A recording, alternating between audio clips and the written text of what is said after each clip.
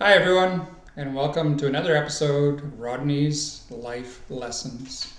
Today, I'm going to talk about part of the time that I spent up in Lillooet, BC, Canada, in a cabin of a native elder from the St'át'imc Nation. First of all, a little bit on how I got up there. So when I moved back to Canada, I had nowhere to go. My RV had been stolen, so I actually slept on my son's floor for a couple years. I was then invited to come and stay at a fellow Reiki practitioner's home, and I soon realized that wasn't the intention the person had, and my son wouldn't let me move back. So then I sort of prayed about it, and my guide said, "Rodney, the protest sites." I said, "Oh yeah." So I contacted some of the people that I knew that were into that sort of thing. And the very next day, I was on my way, being driven up to a cabin an hour away from Bridge River Reservation near Lillooet, up to the Yolocum Valley, which an indigenous elder named Christine Jack had a cabin, and she called it a protest site. She stopped the logging actually from happening in the immediate area. Where she had her cabin was a sort of an intersection where many nations would meet, and they actually found human remains 2,000 years old. So it was a significant heritage archaeological site.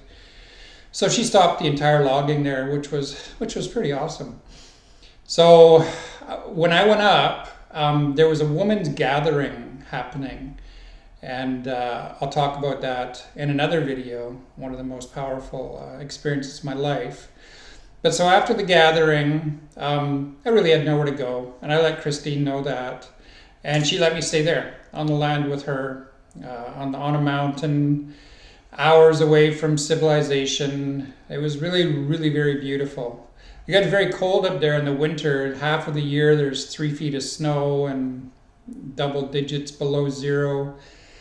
And I had planned on staying up there permanently. It never happened that way.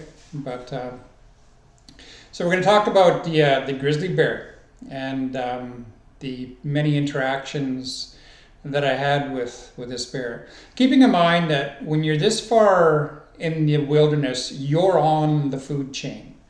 Like an elder there, Elder Ken, he says, I wouldn't walk along these roads with anything less than a shotgun and slugs. He says, you can and will get eaten up here. So it's like, well, that's pretty heavy stuff.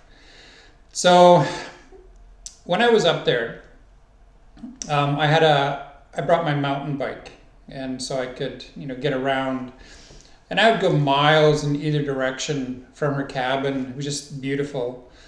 There was one called Cougar Lookout, where you come around the road, and across the valley is this beautiful desert sort of rock mountain scenery. It was just really beautiful. I'd just sit there for hours and stare at the scenery. And I had bear spray. She had given me a can of bear spray. So one of the times that I'm cycling back, this is several miles away from her cabin, I'm cycling back, going up a slight incline on the bike, so I'm not going fast, and all of a sudden, 15, 20 feet to my immediate left, these grizzly bear cubs go scampering up the tree. And I'm thinking, oh my God, that means Mama Bear is probably right there, 15 feet away from me in the bush. And I was literally saying out loud, it says, please don't eat me. Please don't eat me, as I'm slowly cycling by, because I couldn't have gotten away at that point. It's just, I was too close and they're too fast. So that was my first interaction. Second interaction, Christine had left to go do ceremony, so I was looking after the camp by myself. There was me and 2 dogs, and I was to record any people that came in, so we would know who's up there in case they didn't come back and stuff like that. And I'm sitting in the cabin, and all of a sudden the dogs, they take off. And I know this barking, and I know the bear's around. And so I jump on my bike and I follow them. And the road sort of zigged, but you could see, right? I could see the dogs. And then, several hundred feet, quarter mile down the road, I saw Mama Grizzly and her cubs. And she was, just sort of walking across the road, and I yelled at the dogs for them to stop. And she stood up, must have been 10, 12 feet tall. Holy cow, that's a big bear. And then she saw the dogs, and she dropped, and I swear to God, she hit 40 miles an hour from one end of the road to the other. I've never seen a animal so powerful, so big, move so fast. I had thought that, on my bike, I can probably get away from a bear, and after seeing that, it's like, there's no chance. There's no chance. If that thing is eyeing you up, there is no chance of getting away from a bear. Unless you go up a tree, and some bears can climb faster than we can. So that was the second interaction. And the third interaction, Christine was still at ceremony. She was still away. And she'd get me to phone in every day using the satellite phone just to check in. And I had to go to the bathroom. I was sleeping in the cabin, and I get up to go to the bathroom, and the dogs take off. Again, the same barking, the same, oh crap, the bear's around, and they're going right by the outhouse. It's like, oh, just great. So I go in the outhouse, and the dogs go past, and then they come back. I'm sitting in the outhouse. They come back, and they sit right by the door, just looking slightly past the outhouse. And then 5 feet beside me, just on the other side of the wall of the outhouse, I'm thinking, oh my God, this bear is right beside me right now. So nothing happened, thank God. And so that was the three interactions with the grizzly. And then, as I had been doing in the past, I'm cycling a couple miles this way, a couple miles this way. It's really beautiful scenery. And then I started getting this feeling that I'm being watched. It really is, we get what's called spidey senses. You as prey know when a predator is looking at you, wanting to eat you. You literally feel it. The back of your hairs raise up on your neck. You literally feel it.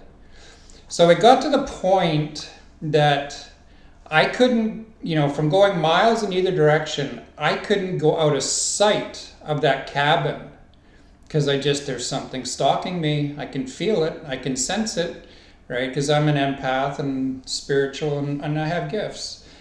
And then I started having these visions of this grizzly over top of me, mauling me, killing me. Like literally going to eat me. And there's nothing you can do. You can't fight off these kind of animals. The power that they have, you're dead. You are literally dead. And then I told Christine this. I said, I've been having these visions, like, she's got all white, and she goes, okay, you need to leave. Because my daughter has been having visions of me finding you half eaten on the road. It's like, whoa. So the energy is out like this. I don't think it was the mama bear and the cubs. We think a male bear, they call him a boar, had moved into the territory. And they will kill the mom's cubs too. And this mom seemed fine with me, but we think it was a male bear that had moved into the territory. And here, so Christine's cabin is here, and 30, 40 feet behind it, I'm sleeping in a tent. It's covered in a tarp, right? Weather resistant. It's quite snug, but it's a tent. And bear can, weigh 1,000 pounds. They would just walk on that tent and grab me and just pull me right through because I was sleeping at one end. And I had bear spray in the tent with me, but you can't do that. Plus, I got one hand. I got to pull the ring out of the bear spray before I can use it, and I'm trying to spray through a tent at something that's biting me. I would have been dead. I would have been done for. So I left. Christine's camp, I left the Yalakom Valley and the Statliam Nation alive. That was a very, you really do know when something is eyeing you up to eat you. You really do feel like it was watching me. It was, I would get in a pattern and go down the road, and they're intelligent, right? The grizzlies are known to stalk human beings, and they wait behind a rock. I've heard stories where hunters were tracking a bear, and they're going to go walking by this rock, and they see some breath, like it's cold out, and they say, oh crap, the bear is waiting there to ambush me. So this bear would have been waiting for a spot to ambush me, and there's nothing I would have been able to do. I would have been eaten alive by a bear. But praise be to Creator. I was blessed with that awareness, and I was able to move out of there and live to talk about it. So that's my experience with the grizzlies up in the Yalakom Valley near Lillooet with the Statliam Nation. I'll share more later. Take care, guys. Bye.